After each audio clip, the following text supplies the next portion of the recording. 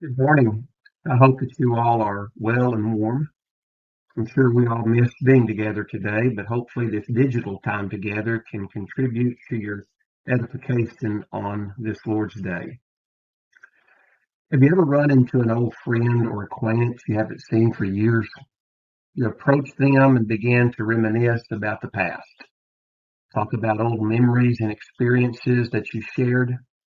You do so with excitement, only to have the other person respond, "I'm sorry, but do I know you?" How did you or would you feel? Embarrassed? Disappointed? Today we're going to study a text that talks about a day when people will be gathered before Jesus. A day when people will be gathered before someone they've known most of their life, someone they thought they were serving, someone they called Lord and did wonderful things in his name. These will be gathered before him in excitement and anticipation of the recognition of the reward they desire from him, only to hear,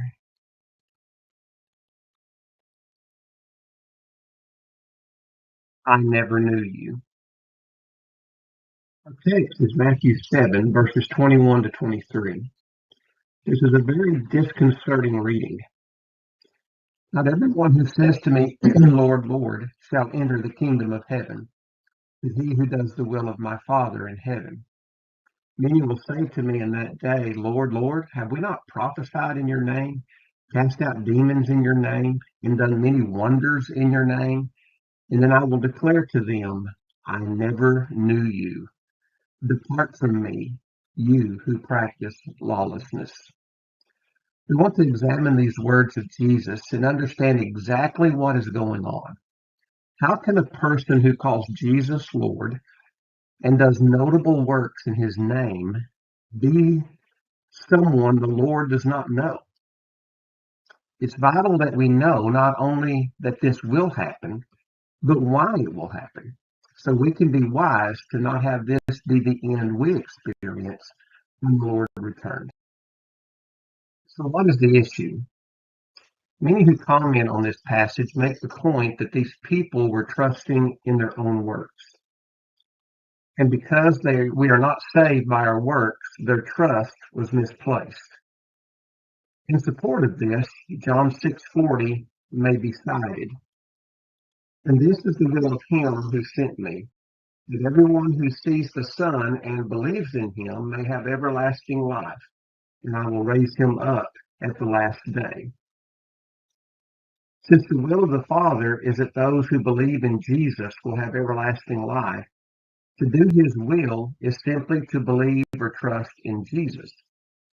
The people Jesus is referring to trusted in their own works instead of him. That is why Jesus did not know them. However, the text clearly shows what the issue is. It is not misplaced trust in works. It is lawless practice. The real issue is not a matter of trust, but of practice. Look at the passage. Jesus clearly states they practiced lawlessness. In Luke's account of the same sermon, he makes it very clear. "But why do you call me Lord, Lord, and not do the things which I say?"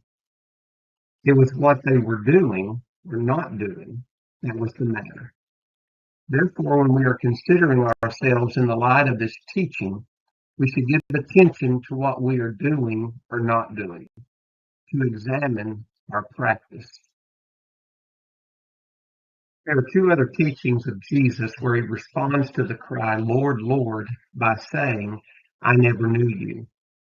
Matthew 7, as we have read, Matthew 25:11 through 12, in the parable of the 10 virgins. Afterward, the other virgins came also, saying, "Lord, Lord, open to us." But he answered and said, "Assuredly, I say to you, I do not know you." And in Luke 13:25, when Jesus is teaching about entering into the straight gate, he says, "When once the master of the house has risen up and shut the door, And you begin to stand outside and knock at the door, saying, Lord, Lord, open for us. And he will answer and say to you, I do not know you, where you are from.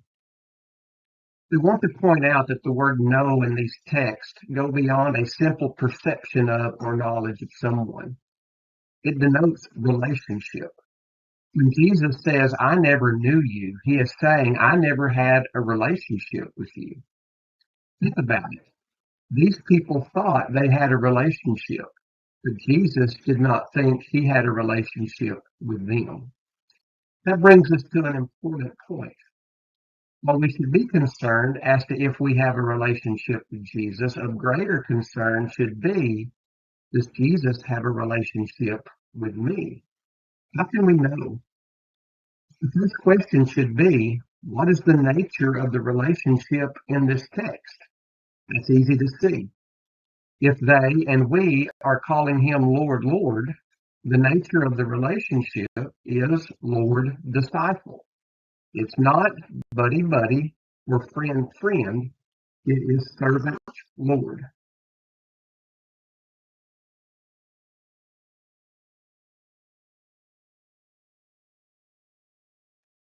And what is the reason Jesus stated for why he did not have a relationship with them? It was their practice. Matthew 7, I never knew you, depart from me, you who practice lawlessness.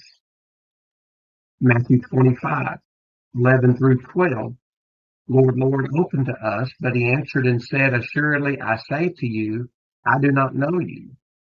And when you go back into the text, you see that he does not know them because they did not have oil for their lamps. Luke 13, I tell you, I do not know you, where you are from. Depart from me, all you workers of iniquity. So Jesus not having a relationship with us, or having a relationship with us in this sense, is based in our practice. What is lawlessness? And this is important to understand. Lawlessness comes from the Greek word anomia, which means to be without law, contempt and violation of law, iniquity, or wickedness. Anomia, in the understanding of Jesus' day, did not simply mean to break the law. It was much more. We can break the law for different reasons. Anomia, to the minds of Jesus' day, meant breaking the law because of a rejection of or rebellion against authority. When we look at our text, the people standing before Jesus were making expressions acknowledging his authority. Lord, Lord, Lord, Lord, in your name, in your name, in your name. So, while acknowledging the authority of Jesus in word, evidently that authority was not manifested in their practice. When we reflect on our life in the light of this text, our focus should be on the authority of Jesus and our practice. Notice that calling Jesus Lord and performing religious works in his name evidently is not a true acknowledgement of his authority. As a servant disciple in this relationship, our entire life practice must reflect the authority of Jesus. It is to be a complete surrender to the Lordship of Jesus in every area and aspect of our life. We can do some religious things that seem to manifest to others the authority of Jesus in our practice. But the real question is this: does the practice of my life manifest to Jesus his authority in my life? In Matthew 7, Jesus then teaches about the wise and foolish builders. In verse 24, therefore, whoever hears these sayings of mine and does them I will liken him to a wise man who built his house on the rock. Verse 26, but everyone who hears these sayings of mine and does not do them will be like a foolish man who built his house on the sand. Notice the contrast. Does them and does not do them. It's not about trusting or not trusting. It's about practice. Now understand, our practice and our trust are not exclusive to each other. Our practice will reflect our trust. As we look in Luke 18 with the publican and the sinner that went to pray, the Pharisee used the right title and practiced some good things, but did not fully submit to the Lord's authority in every aspect of his life. When we look at the foolish builder, we see that he did reject authority. He rejected the authority of nature. He built his house on the sand. Everyone knows from nature that sand is not a sufficient foundation for a home. Notice that the two homes could look the same, but their true nature was revealed when tested.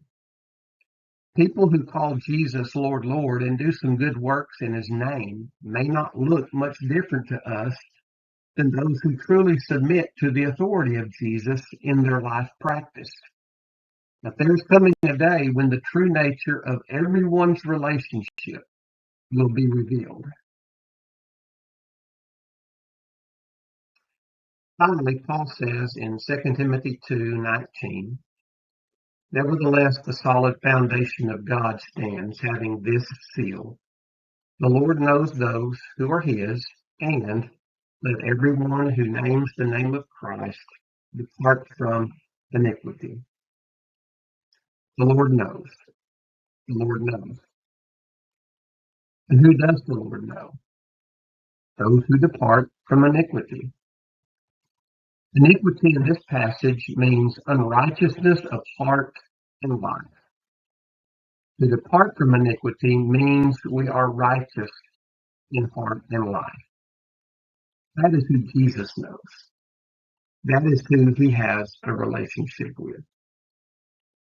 Are we truly righteous in heart and in our life practice? If not, Jesus does not know us, even though we may think we know him. So what are our takeaways? First of all, the nature of our relationship with Jesus is that of Lord and disciple. And the nature of that relationship requires obedience on our part. Professions of Jesus as Lord, combined with popular religious practices by themselves, is not a submission to the authority of Jesus. For our life to be in submission to the authority of Jesus, we must do what he says in everything. Our practice in life determines whether Jesus knows us or not. If this message from Jesus has convicted you in any way, repent. Seek his forgiveness and seek to practice a life of complete submission to his lordship. As a church, we want to help each other to be sure in our relationship with Jesus and his relationship with us. God bless you all. We love you and look forward to being together again soon.